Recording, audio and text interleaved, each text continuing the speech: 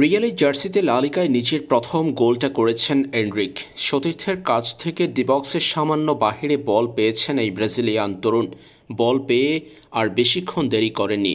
এ সময় এনরিকের সামনে ছিল প্রতিপক্ষ ভায়াদোলিদের 4 ফুটবলার, পিছনে ছিল 2 জন। সামনের 2 জনকে পরাস্ত করে দ্রুত ডিবক্সের ভেতরে ঢুকে পড়েন ব্রাজিলিয়ান এই তরুণ। সে সময় পিছন থেকে থাকা 2 জন এনরিকের কাছ থেকে বলটা ছিনিয়ে নেওয়ার চেষ্টা করেছিল, তারা ব্যর্থ হয়েছে। ডিবক্সের ভেতরে ঢুকে পড়ে পজিশন নিয়ে নিয়েছেন এনরিক। বেশ খানিকটা এগিয়ে না গিয়ে দ্রুত বুলেট গতির শট নিয়েছেন এই ব্রাজিলিয়ান তারকা।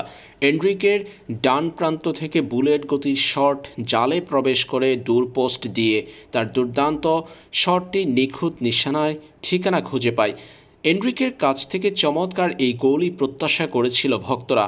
ম্যাচে অবশ্যই দ্বিতীয়ার্ধের শেষ অংশে মাঠে নেমেছেন এনরিক। রিয়াল মাদ্রিদের নতুন ফুটবলার কিলিয়ান এমবাপ্পের বদলি ফুটবলার হিসেবে মাঠে নেমেছেন এই ব্রাজিলিয়ান তরুণ। মাঠে নেমেছেন ৮৬তম মিনিটের সময়, গোল করেছেন অতিরিক্ত সময়ের ৬ষ্ঠ মিনিটে, ৪ মিনিটের ব্যবধানেই।